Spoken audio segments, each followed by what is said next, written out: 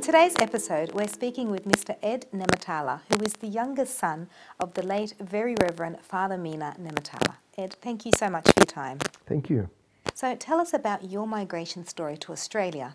Well, from what I remember, I came out when I was only 7 years old, so I have some vague memories of what happened. I remember when we came out on a boat, and it was a 40-day trip, and we had a number of people with us from Egypt that left Egypt at the same time, and that was Dr. Farid Farag and Wagdi and his wife Aziz. And I was vaguely the only person that I know on the ship that didn't get seasick during the 40 days that we were on the ship. And I think I was just too young to get seasick at that stage, but everyone else seemed to not favour the rough seas. It was great from my perspective. I remember Dad doing mass on the ship itself. On Sundays, the captain would allow him one of the rooms. He would make the urban the night before, and the captain would provide the wine, and we would have mass on the ship as for several times actually, because it was 40 days. So we tended to do that. I remember the day we came to Australia and we were on the ship, and a couple of Egyptian people came and met us. I think the only person that I remember at this stage was Amin Salib.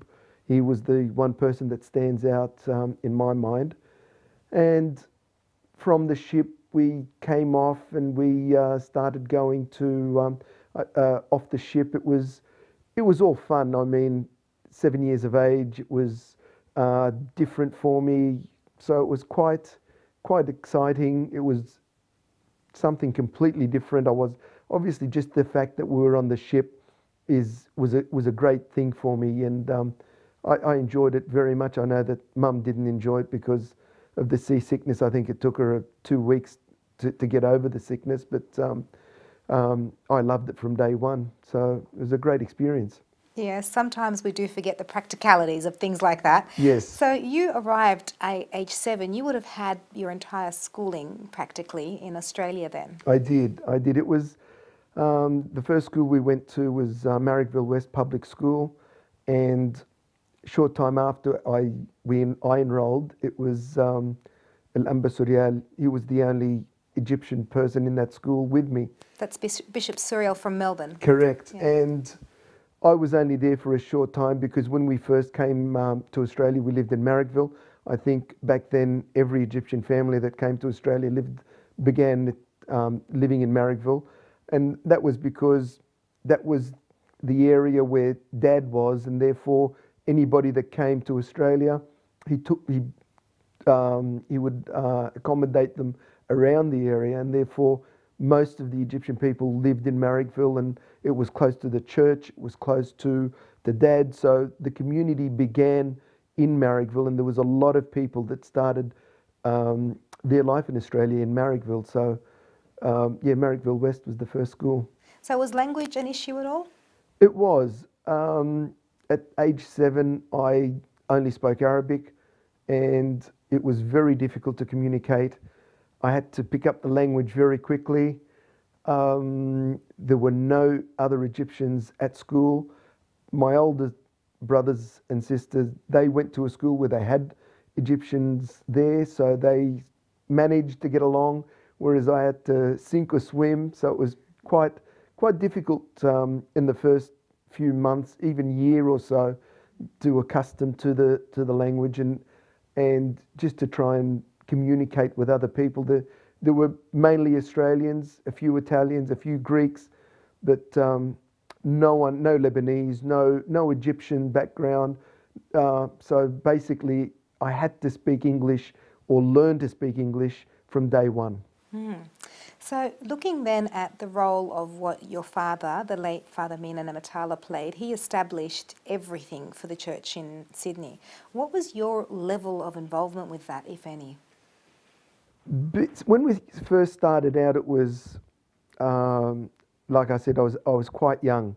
And I remember Dad, when he used to take me as the co-pilot, I would sit in the front seat with him and I would actually read the street directory and tell him turn right, turn left.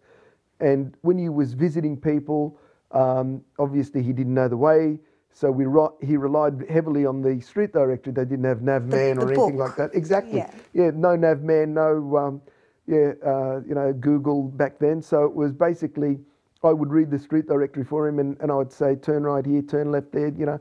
So it was basically the co-pilot, for navigation. I remember when he used to visit a lot of people in hospitals, or if couples had problems, etc., and they were he was mediating. I would be sitting in the car for hours on end waiting for him to come out. I didn't actually go inside with him, so I basically spent a lot of my childhood in the car on my own. No phones, no Game Boys, Just no nothing. sitting in the Just car waiting. sitting in the car, just waiting for Dad to finish his visitation. That's incredible. Yeah. You would have learnt a lot of patience, I'm sure. Well, yeah, I think you do a lot of soul searching, and you observe a lot of things as people walk by and see you sitting in the car, on your own. But yeah, I have memories where I've sat down and I just would be daydreaming and thinking. At that age, you don't have a lot of things that you can think about, but you try and let your imagination run wild and patiently wait for Dad to come out. Maybe the good days. So let's look back to the early days of Redfern and Sydenham. What are your memories of those churches and how the services were established there? Redfern was very basic. It was basically a hall, from what I remember. We had the altar, but it was very basic. It was very cold. It was very very primitive as a church, but I suppose it did what it had to do, which was a roof over the head, and it wasn't for a long time. It was only a short time that we were in Redfern before Dad bought Sydenham at St Mina and St Mary at Sydenham.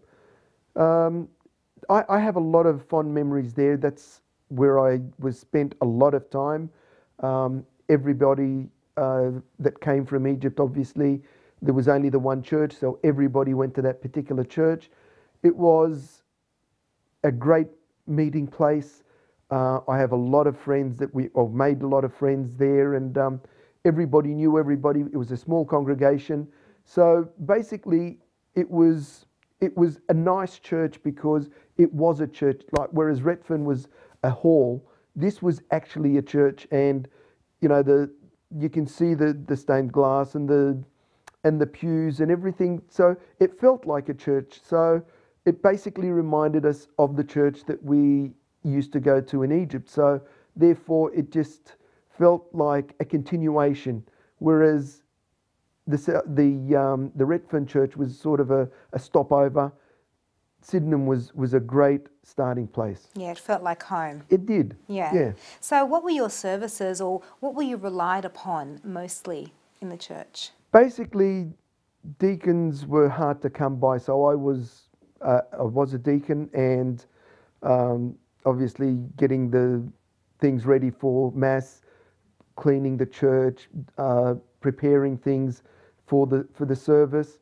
I was the deacon, so Dad didn't have to rely on anybody being there, and Dad being the first one at the church, I was there to help set up, and basically it was I was involved in making things happen for the service, getting the glasses, for the water and all that sort of thing. So I had to do everything that nowadays you have specialised people doing. Dad would make a urban the night before, so that was ready, and everything else that had to associated with Mass, I would prepare as soon as we get into the church.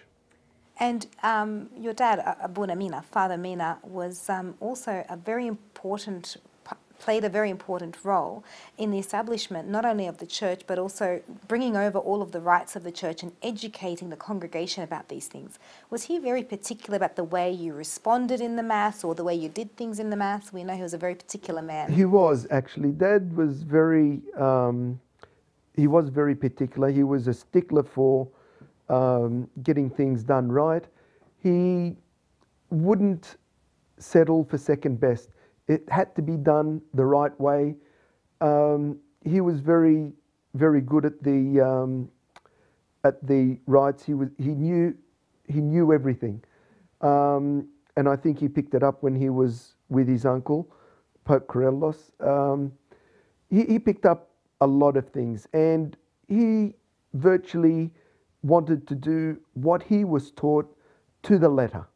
There was no second guessing. It wasn't, oh, this will do. It had to be done exactly the way that he was taught, and he handed it down to us as well. He was very particular. He was he had to make sure everything was said accordingly, said right in a particular way, particular order. So I think if one thing to be said about Dad, it was his organisational skills. He was great at organising. He was great at making sure what had to be done was done, and it was done in the right order. And in general, it's not just in church. I think that was his personality. He had a great idea in terms of how things should be done, how it should be organised, and he was a stickler for organisation. Ed, thank you so much for your time and for taking us through those wonderful stories and for reminiscing with us, particularly about the service and also the great work that your dad, the late Father Nematalla, did. Thank you. We thank you for your time. Good on you.